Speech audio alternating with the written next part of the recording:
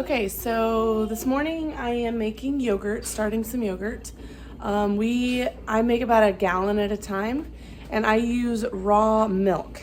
And so I did a lot of looking online to figure out the best recipe, and I finally there's so many, there's like thousands out there of ways you can do this.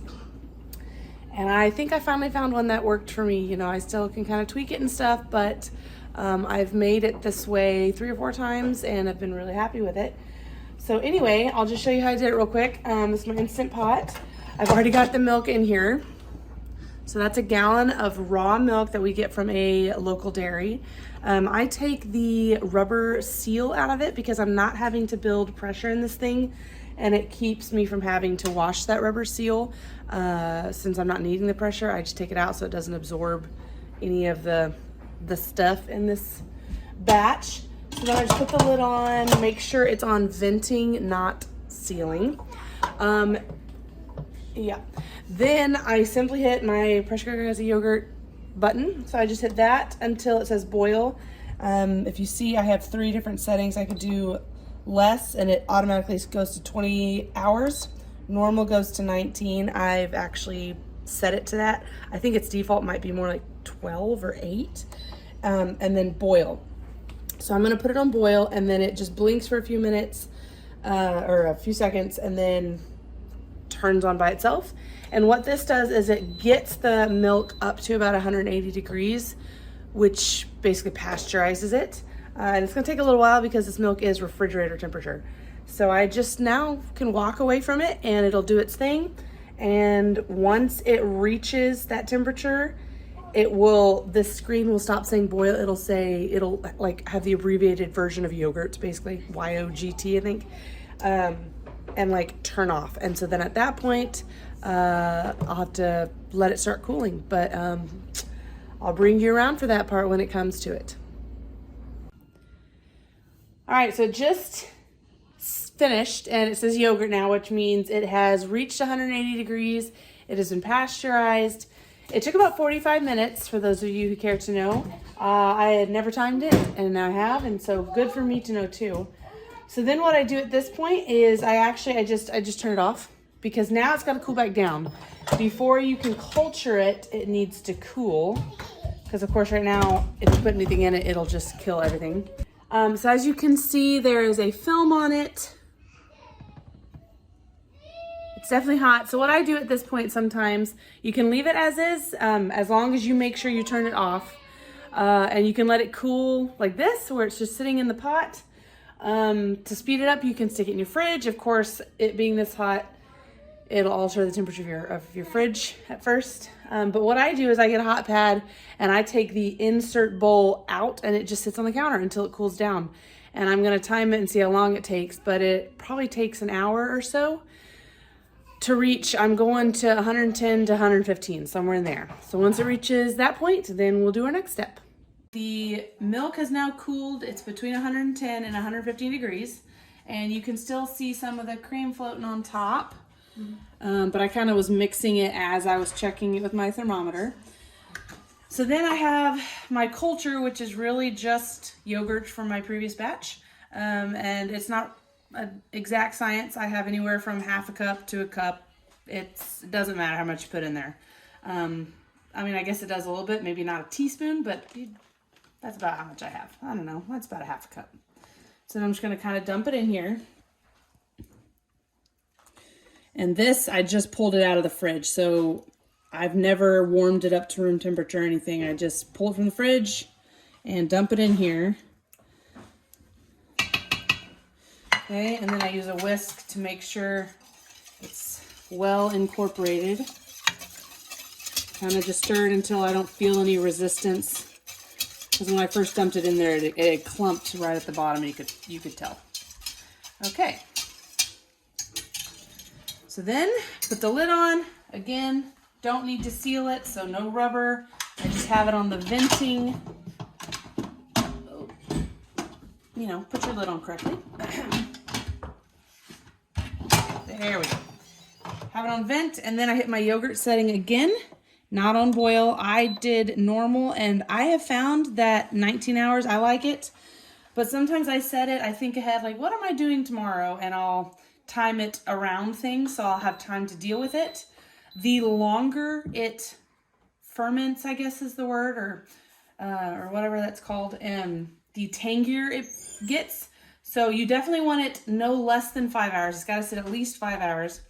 But then the longer it sits, it gets tangier. The less it sits, it's more mild and all that. So I have found that 19 hours has been pretty good, and that's what I've done the last several batches. So it has started, and it will just count up, and it keeps the temperature at 110 to 115. And then whenever your timer runs out, it turns off. So you've got to be ready to deal with it. And when I get to that point, I will show y'all. Okay, the 19 hours are up and the timer just went off.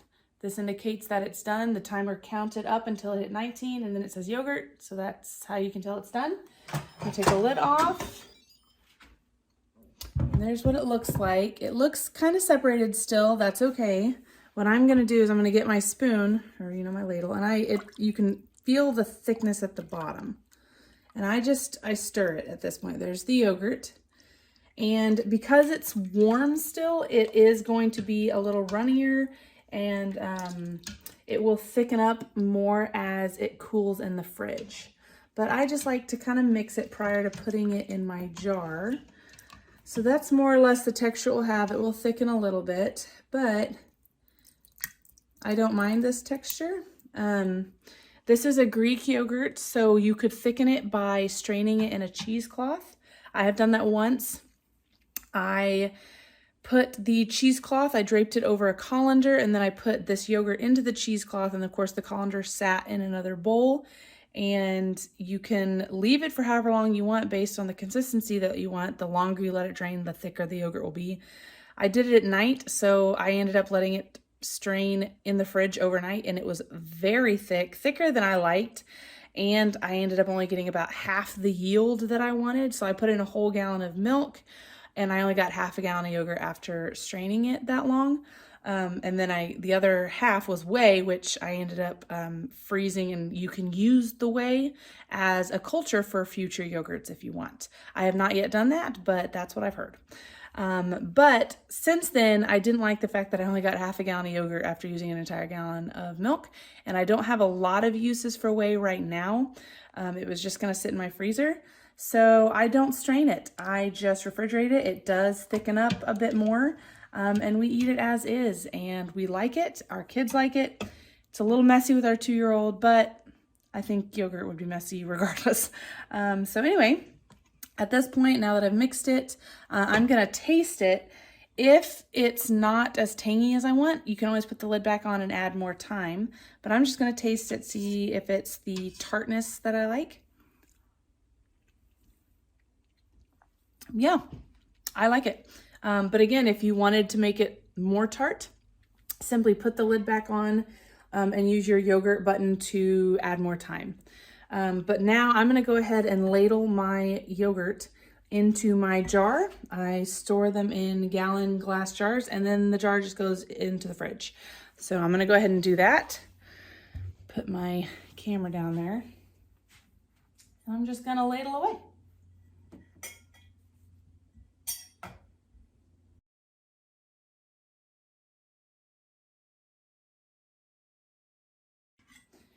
Now you could obviously get a funnel and pour it, or just pour it straight into the jar if your aim is good.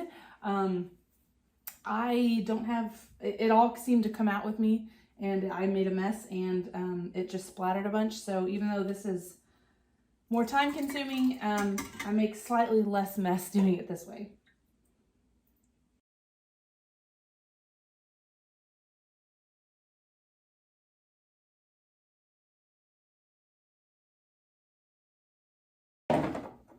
I'm gonna scrape the bottom then with my rubber spatula, now that I can't really get it anymore with my ladle.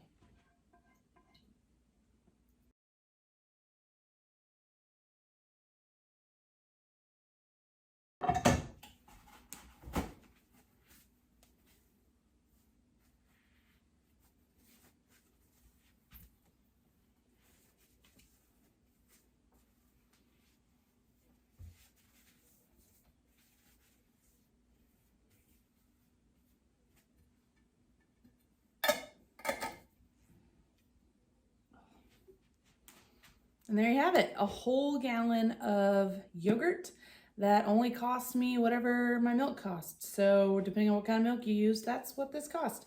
And it's awesome. And then we'll eat this. We could probably go through a gallon of yogurt in a week. I do find myself making this about once a week. And then we like to eat it with maple syrup, and I made some homemade granola. So that's how we like it. It does seem a little runny at the top. You can kind of see, well, maybe I can't. Oh, there we go. If I do it that way, I don't know. It's runny, but it will continue to thicken as it cools in the fridge. So the yogurt has chilled in the fridge now for several hours. It's cold all the way through, nice and chilled. So I was going to show you the texture now that it's cold. So there it is. It's much thicker than when I first put it into the jar. So it definitely thickens up as it cools. So there you go. Much more incorporated and delicious. So enjoy. Never fear. And again, if you want it thicker, just strain it through a cheesecloth. And you'll have yourself some Greek yogurt. So anyway, thank y'all for watching, and hopefully y'all find this helpful for making yogurt in your own homes.